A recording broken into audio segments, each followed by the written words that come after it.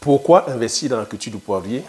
Sur cette vidéo, je vais essayer de partager avec toi les bienfaits. Pourquoi est-ce qu'on devrait tous aller investir dans la culture du poivrier? Donc, bienvenue dans la communauté des visionnaires. Si tu me découvres pour la première fois, je m'appelle Thierry. Sur la chaîne, je parle d'agriculture, je parle d'élevage, je parle de business. Le but de la chaîne est enfin de valoriser et de vulgariser les produits du terroir africain. Si j'ai créé la chaîne, c'est en fait de partager mes astuces et techniques business, de partager mon mindset, afin de t'aider dans tes réalisations ou dans tes futures réalisations. Je suis entrepreneur agricole sur des spéculations telles que le poivre du Cameroun, comme nous appelé poivre de Pendia, qui a reçu son label indication géographique protégée en 2013. Sur la culture du palmier à huile, sur la culture du Risnendon et l'autre comme nous appelé Api ou Swanjansan, sur la culture de la cola kumlata, sur la culture de la gassinia comme nous appelé Bitakula soit petite cola, avec pour finalité de créer une marque spécifique à nous, dont on mettra sur le marché physique et sur le marché virtuel. Si cette thématique te parle, n'hésite pas à t'abonner en appuyant sur le petit bouton rouge, en validant la cloche, afin de ne pas manquer plusieurs vidéos que diffuse sur la chaîne Enfin TD. Si tu es aussi d'accord, je te dis merci. Donc, sur la vidéo d'aujourd'hui, je vais partager avec toi l'intérêt que nous avons, c'est-à-dire que d'aller investir sur la culture du poivrier. Et le poivrier, c'est la liane, hein, c'est la culture, et l'épice, c'est le poivre. Tu vois de quoi je parle? Le poivrier, aujourd'hui, le poivre ici, c'est... Est-ce que tu sais déjà c'est quoi avec le... Est-ce que c'est une épice que tu consommes? Tu as déjà entendu parler de la culture? Tu sais comment est-ce qu'elle se cultive? Marque-moi dans les commentaires si tu sais comment est-ce qu'on cultive le poivrier. Marque-moi aussi dans les commentaires si tu es intéressé par la formation sur la culture du poivrier. Donc je disais, l'intérêt que nous avons en Afrique à cultiver le poivrier est énorme. Le poivrier, le poivre ici, c'est l'épice la plus consommée au monde. Oui, tu m'entends? L'épice la plus consommée au monde. Dès que je dis épice la plus consommée au monde, en termes de stratégie marketing, en termes d'intelligence financière, tu dois comprendre déjà qu'il y a un marché. Mais lorsque je dis donc que c'est l'épice la plus consommée au monde, tu serais tenté à me dire, mais Thierry, si c'est l'épice la plus consommée au monde, ça veut dire que le marché est saturé. Non. Le marché n'est pas du tout saturé. La demande dépasse l'offre. La particularité avec le poivrier, c'est que c'est une épice qui pousse dans les tropiques. Ça pousse très bien en Afrique, ça pousse très bien en Asie, ça pousse très bien en Amérique du Sud, mais ça ne pousse pas, c'est-à-dire qu'en Occident. Ça ne pousse pas dans les zones tempérées, là où il fait froid. Voilà encore une aubaine énorme. C'est pour ça que je dis, c'est une manne énorme en termes d'intelligence, je veux dire économique, ou en termes de stratégie. On devrait se lancer là-dedans. Pourquoi est-ce qu'on devrait aller, je veux dire, cultiver le poivrier? Parce que je dis encore, en termes, c'est-à-dire que de rente, en termes sur le plan financier, c'est la troisième épice la plus chère au monde. Tu m'as entendu? La troisième épice la plus chère au monde. Tu as le safran, dont la fleur c'est le Crocus sativus, dont le kilo est à 33 000 €. Le safran. Tu as la deuxième épice la plus chère au monde, la vanille, dont le kilo est à 1 000 €. La troisième épice la plus chère au monde, c'est le poivre. Le kilo aussi entre 100 et 400 €. Tu comprends donc l'intérêt d'aller produire le poivre? Parce que voilà une épice comme ça, sur le plan des devises, qui peut faire en sorte que l'Afrique, en termes de devises, fasse rentrer les devises. Parce que j'ai dit, le poivre se développe très bien en Afrique. La terre de prédilection, la zone agroécologique, c'est-à-dire que c'est les tropiques. Tu vois que si là derrière, nos dirigeants avaient fait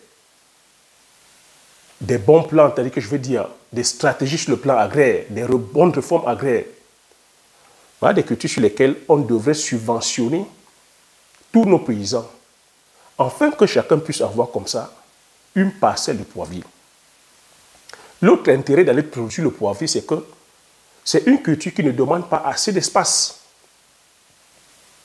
Tu n'as pas besoin de 150 hectares, tu n'as pas besoin de 20 hectares. Juste avec demi-hectare, juste avec 1 hectare. Avec 1 hectare, tu peux produire jusqu'à 10 tonnes. La valeur marchande en Afrique aussi entre 6 000 et 20 000 francs. Il y en a qui vendent leur poivre à 30 000 francs le kilo. Lorsque tu es dans le poivre bio, tu vends à 30 000 francs le kilo. Tu vois donc que si tu vends à 10 000 francs le kilo, tu as 10 tonnes. Tu as combien?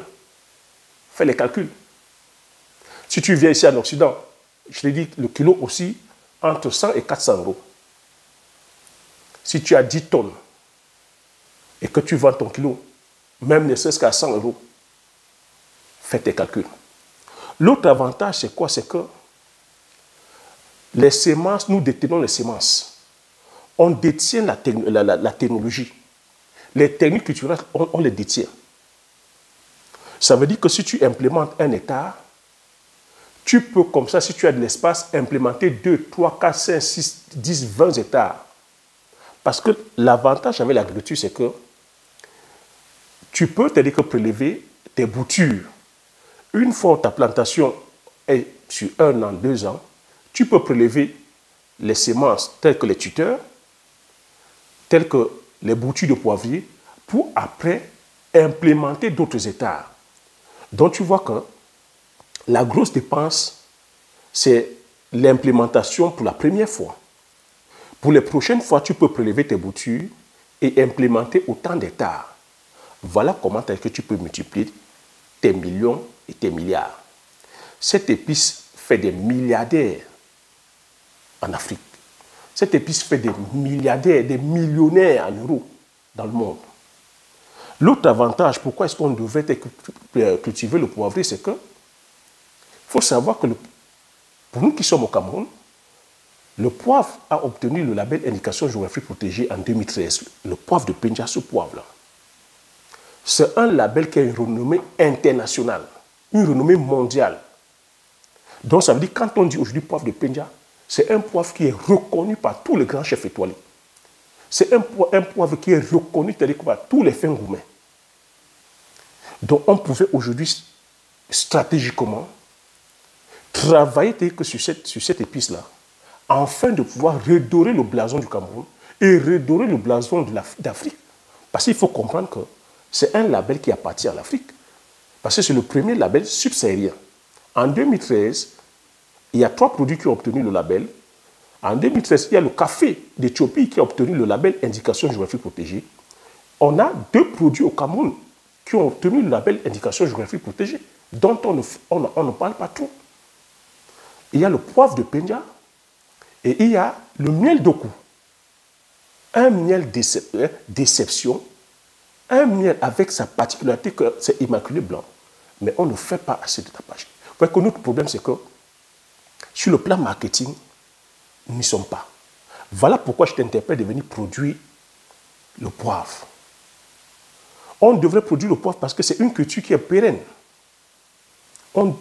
Parce que c'est une culture qui est pérenne. Lorsqu'elle entre en production au bout de 3 ans, elle peut rester comme ça, tel que 80 voire 100 ans. C'est vers là que je t'amène. Tu sais que j'amène vers les richesses générationnelles. Si nous ne sommes pas assez riches aujourd'hui, c'est parce que nous n'avons pas de richesses générationnelles. Nous ne connaissons pas c'est quoi la transmission des richesses. Si je suis venu, si depuis 2 ans, je partage, c'est parce que ici, je ne suis en compétition avec personne. Tu vois, au Cameroun, il n'y a que 500 planteurs de poivre. Comment veux-tu qu'on impacte l'Afrique? On ne peut pas impacter l'Afrique. À l'Afrique, il y a très peu de pays qui produisent. Il y a Madagascar, et il y a très peu de pays qui produisent. On n'arrive même pas au Cameroun à satisfaire les besoins internes. On est obligé encore d'importer le poivre d'ailleurs. Tu comprends pourquoi je ne suis pas inquiet par rapport à la concurrence? Tu comprends pourquoi je t'invite à venir produire? Dis-moi, quel est le business? Partout où tu entends parler de business, d'idées de business, quel est le business? Quelle est la personne qui t'a déjà donné la source, l'origine de son business. Quelle est la personne qui t'a déjà dévoilé son business? On parle d'une multitude de business ici. Aujourd'hui, il y a énormément d'idées de business. Mais en termes de commerce, quelle est la personne qui t'a déjà dévoilé sa source? Généralement, lorsqu'on te dévoile le business, c'est que la personne ne fait plus ce business ou c'est que ce business n'est plus rentable. Mais le poivre, je t'ai dit, c'est l'épice la plus consommée au monde. C'est la seule épice cotée en bourse. Le poivre se consomme depuis des millénaires. Avec le poivre, plus le temps passe, plus ça se bonifie, plus ça prend en valeur. C'est un peu comme les vignes. Je ne sais pas si tu connais un peu en tout ce qui est vigne. Tu vois les vins de Bordeaux, c'est des classifications. À partir du moment où c'est des produits du terroir. Une bouteille telle que de Bourgogne, Romano compte 16 000 euros. Plus le temps passe, plus ça se bonifie. Une bouteille de Bordeaux Château Margaux, achetée à 5 000 euros, plus le temps passe, plus ça se bonifie. C'est la même chose avec le poivre. Tu es sur un produit de luxe. Donc avec ça, on pouvait produire massivement, parce qu'il faut comprendre ici que les premiers consommateurs, c'est les Occidentaux. Voilà comment on pouvait faire rentrer des devises sur le continent, en produisant massivement et en venant impacter, c'est-à-dire que l'Occident avec ses produits. C'est comme ça qu'on doit faire rentrer des devises. Au lieu de faire ces business qu'on fait aujourd'hui, on est là plutôt à importer les produits déjà manufacturés. On permet à ce que l'économie des autres travaille au détriment de notre économie, au détriment, c'est-à-dire que des nôtres.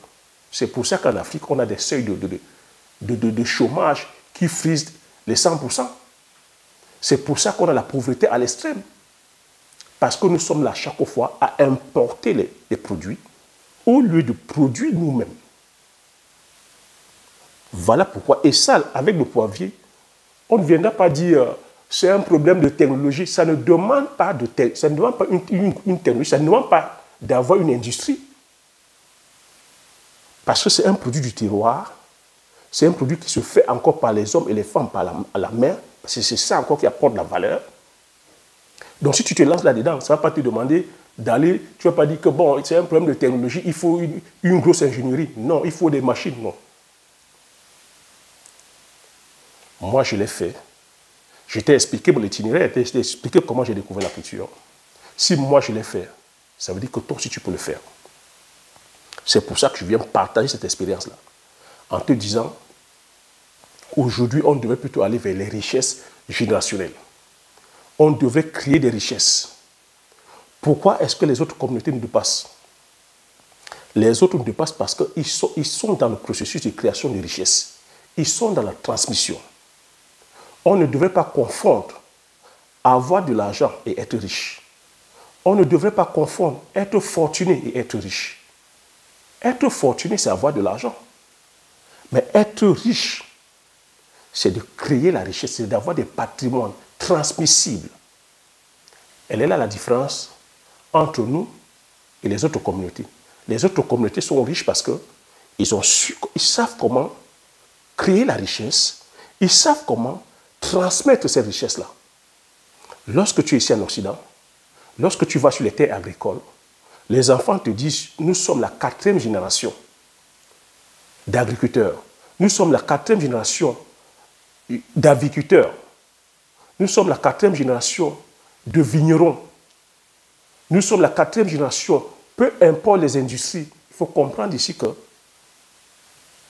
85% des entreprises sont des entreprises familiales ici, en Occident. Tous ces PME. Même ces entreprises qui deviennent aujourd'hui des entreprises de CAC 40, c'est des familles. Tu n'as qu'à voir les noms. Quand on dit Peugeot, quand on dit Ferrari, quand on dit Lamborghini, quand on dit Mercedes, quand on dit... C'est les noms de famille. C'est les noms de famille, tout ça. Quand on dit Louis Vuitton, c'est le nom de famille. Et c'est des richesses qui se sont transmises de génération en génération. Voilà pourquoi une culture comme le poivrier, une culture qui se voit sur le long terme, je te dis, ça va sur plus de 80-100 ans. Voilà comment est-ce que tu pourrais, toi de la diaspora ici, toi qui es en Afrique, tu peux préparer ta retraite. Même pas ta retraite. Tu peux dire, je suis ici en Occident, Je me lance dans cette culture. Pendant que je travaille, j'investis là-dessus. Je vais te dire que profiter, te dire que des retombées, mes enfants viendront profiter aussi de ces retombées-là. C'est comme ça qu'on pourra te dire avoir des familles solides. Des noms de familles solides. C'est comme ça qu'on pourra aussi avoir des industries. Parce que je t'ai dit, c'est une culture qui génère les devises. 1 hectare, uniquement 1 hectare, tu peux facilement être aussi dans les 100 millions. Quand je parle en termes de francs CFA, lorsque tu vends texte sur francs CFA. Si tu multiplies comme ça, c'est-à-dire que 5, 6, 10, 15, 20 hectares, tu imagines un peu? C'est comme ça qu'on pourra faire des projets d'envergure. Parce qu'aujourd'hui, c'est bien beau de dire ah, on manque d'industrie, on manque de technologie. Mais la technologie, ça demande les moyens.